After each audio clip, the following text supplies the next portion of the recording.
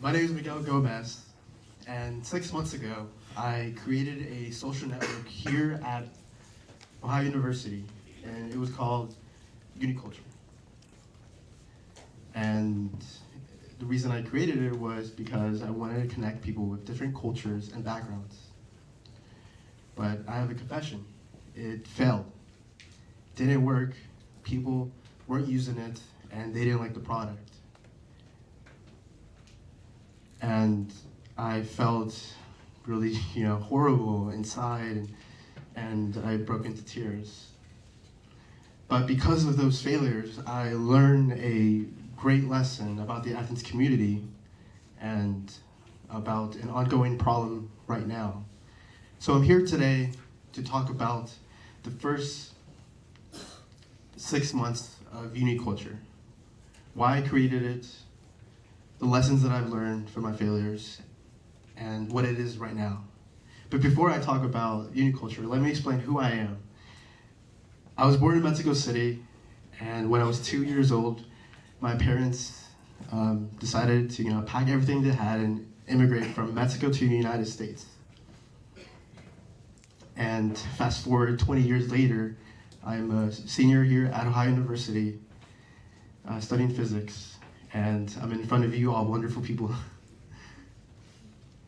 So where did it begin? How did it start? So last year in April, I was in Alden Library studying for an exam, and late at night, and it was midnight, and when I took a break of studying, I decided, hey, let me just watch some videos about tech, because I'm really interested about tech.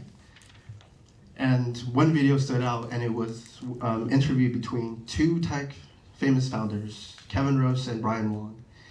And they talked about that successful tech companies, they solve everyday problems.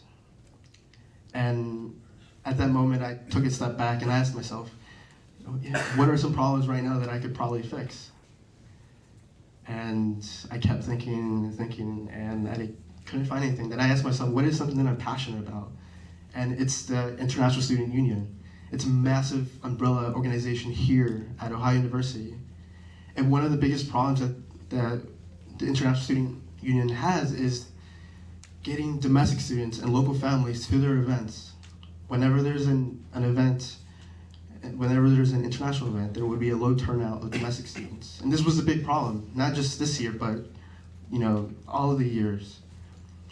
So that summer I decided, hey, let's create something where students can relate to a culture, relate to a nationality. Nothing was out there.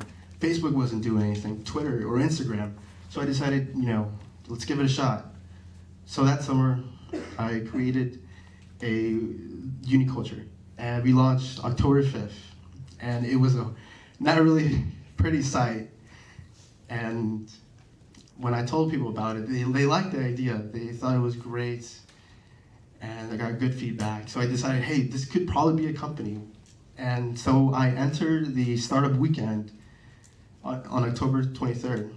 And even though I didn't win, I found a team. I found a dedicated team. And with that team, we launched the second site on November 9th. And as you can see, it's a lot more pretty. There's more content, more features. We even had a feature where the users of the site could ask international students live questions. This was something that was never been done, and we got good traction. We got over 150 users. And I thought it was doing great until December, when nothing was going on. The traffic, no one was using it, and I couldn't imagine. I wondered why. And luckily, I had mentors who told me, Miguel, go to your users, ask them, what's the problem? Get their feedback. That's really important, is to talk to your users. So I did, and they said that Uniculture was a great idea, but they wanted an app. A lot of these successful tech companies, they have apps like Facebook and Twitter. Everyone was using mobile. And at the time, I'm not an app developer. So I had two choices. I could either stop what I was doing, quit, or take a step back and come back to it later. And that's what I did. So in the winter break, I decided to, take a step back and travel a bit. So I went to Europe. I went to France, England, Norway, and Spain. It was a great experience. But something really popped out while in France. And when I got to France, it was late at night and I was hungry. So I decided, hey, let's get some food. And so I went to a Chinese restaurant, and when I went in, the waiter didn't speak any English or Spanish. So it was difficult for me to communicate with the waiter. So the only way to communicate was using hand motions to order food and how much food.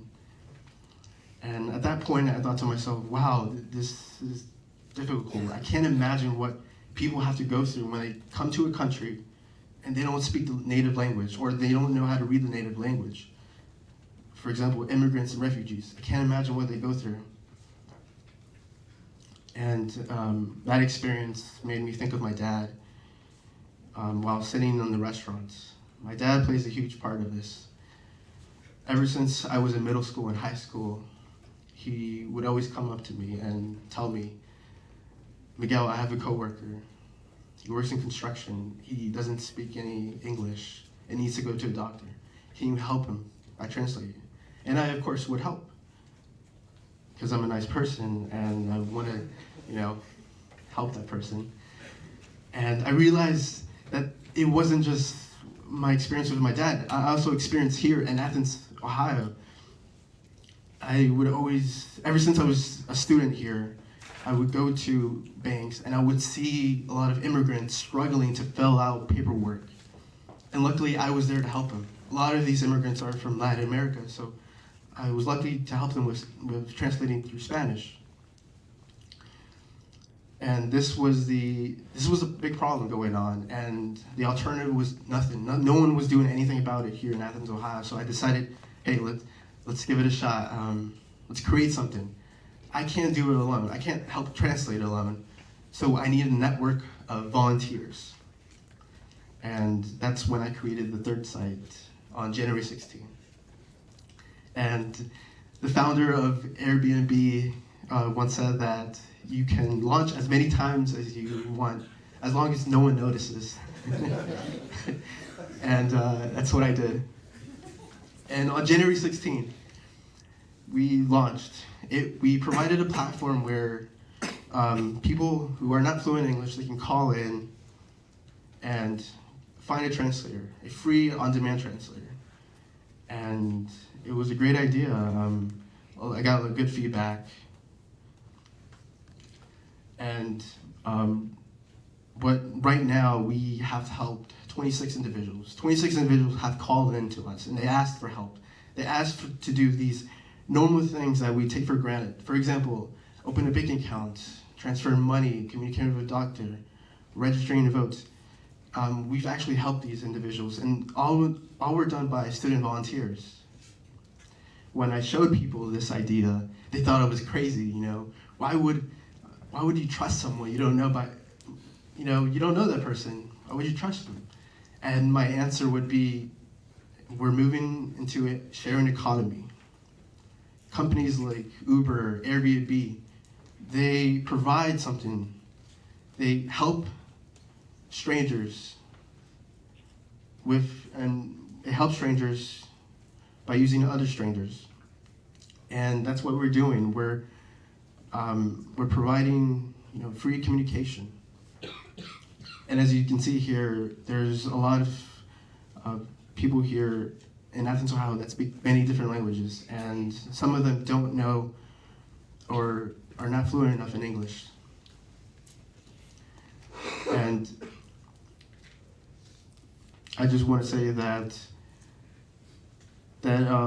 we applied for the Scripps Innovation Challenge this year, and we we applied using uniculture as a solution, and luckily we won the diversity prize and we were runner-up. Before I leave the stage, let me leave you with this. Uniculture helped these 26 individuals by overcoming the language barrier. We could have failed. I know these aren't high numbers, but it's a start of something different. It's a start of something new that no one has really come up with. And it wouldn't be successful if I just gave up when things got rough. If you have an idea that you're passionate about, get it out there, show it to people. Don't be afraid. Don't worry about if it's not pretty enough. You just have to make sure it solves an ongoing problem. Thank you.